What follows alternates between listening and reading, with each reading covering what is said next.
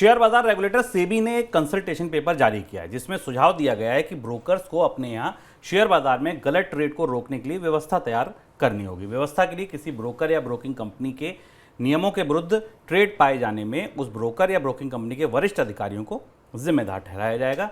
सेबी ने इस consultation paper पर सभी भागीदारों से राय मांगी है। जो राय आ रही है वो ऐसी आ रही है कि कंप्लायंस कॉस्ट बढ़ जाएगी, छोटे ब्रोकर इस पूरे धंधे से बाहर हो जाएंगे। सर, सेबी दरअसल किस तरीके की सख्ती करना चाहता है? सेबी ने ब्रोकर्स पर सख्ती के जो कदम उठाए हैं उन कदमों की श्रृंखला में ये एक नया कंसल्टेशन पेपर या प्रस्ताव है जो लागू ही होगा, क्योंकि सेबी काफ़ी सख्ती कर रही है। आपको याद होगा कि सेबी ने जो ब्रोकर्स थे उन पर निवेशकों का पैसा लंबे समय तक अपने पास रोक कर रखने पर पाबंदी लगाई थी और ट्रेड के पैसे को अपने अकाउंट पर रोकने से मना किया था। उस क्रम के बाद अब लगभग किसी वित्तीय कंपनी की तरह का एक कंप्लायंस स्ट्रक्चर या एक सतर्कता ढांचा ब्रोकर्स के लिए सेबी ने इस कंसल्टेशन पेपर में प्रस्तुत किया। और यही वजह है कि ब्रोकरेज हाउसेज में या शेयर बाजार में ब्रोकिंग की सेवा देने वाली कंपनियां काफ़ी सख्ते में हैं। इसमें यह कहा गया है कि chief executive officer, managing director, compliance officer, principal compliance officer और ज़्यादातर मैनेजर पर्सनस हैं,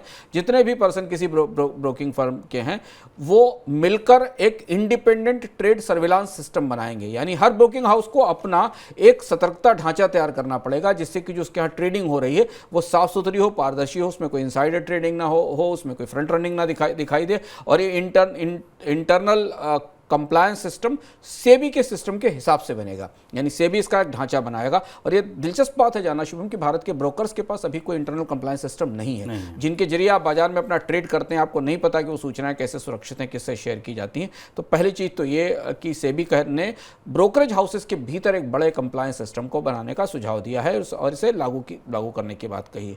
दूसरा, सेबी ने कहा है कि ब्रोकर्स को इसके साथ अपने ऑपरेशन और बिजनेस के साइज़ के आधार पर कि उनका कारोबार का साइज़ कितना है, कितनी बड़े डील्स करते हैं, कितनी बड़ी ट्रेडिंग करते हैं, इस आधार पर उन्हें अपने ट्रेड सर्विलांस सिस्टम को और इंटरनल कंट्रोल प्रोसीजर्स को डिफाइन करना होगा। यानी अगर कोई ब्रोकरेज फर्म एक्स अमाउंट का ट्रेड करती तो उसके लिए इस तरीके के नियम और कानून होंगे, व्यवस्थाएं होंगी, और कोई उससे ज़्यादा करती तो उसके लिए इस तरीके का कानून होगा ताकि क्लाइंट्स के लिए, प्रमोटर्स के लिए और एम्प्लॉइज़ के तीनों के लिए सुरक्षा हो सके और किसी तरीके के फ्रॉड को डिटेक्ट किया जा सके। और इसके साथ सेबी को ब्रोकरेज फर्मों को एक स्टैंडर्ड ऑपरेटिंग प्रोसीजर बनाने के लिए कहा है। कामकाज करने का जहां जिम्मेदारियां तय होंगी, सेबी ने यह भी कहा है कि एक बड़े स्पष्ट ढांचे के तहत ब्रोकर्स को सेबी को सूचनाएं देनी होंगी, क्योंकि डिफाइंड मैकेनिज्म बनाना होगा जिसके जरिए बहुत सारी सूचनाएं मांगी जाएंगी ताकि फ्रॉड रोके जा सकें।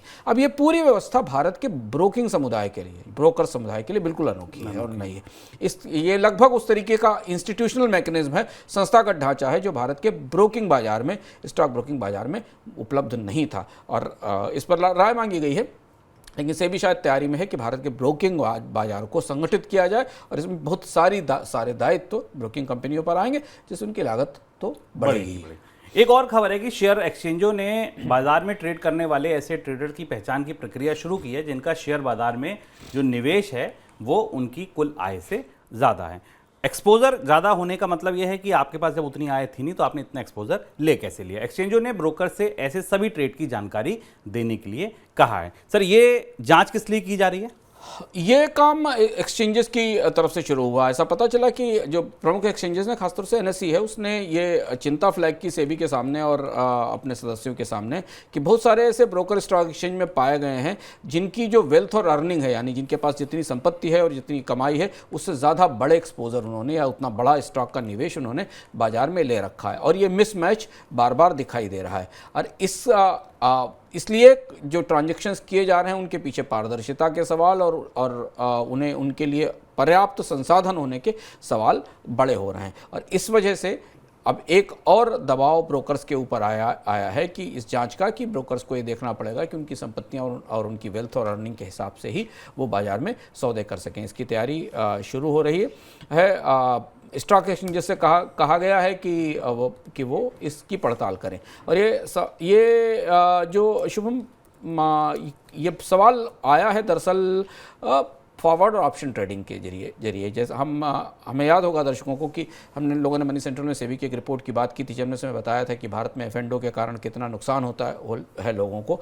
सेबी की जो ताज़ा स्टडी आई थी उसने ये बताया था कि भारत में जो एफ&ओ ऑपरेशंस हैं और उनका जो टर्नओवर है वो काफ़ी तेज़ी से बढ़ा है, और इसमें ज़्यादा बड़ा हिस्सा ब्रोकर्स का है, और शायद ये वही एक्सपोजर हैं जो एफ&ओ और ऑप्शन में दिखाई दे रहे हैं, जो उनकी क्षमता से, उनकी संपत्ति से, उनकी अर्निंग से बाहर हैं। तो इस संदर्भ में भी नए नियम आने वाले हैं।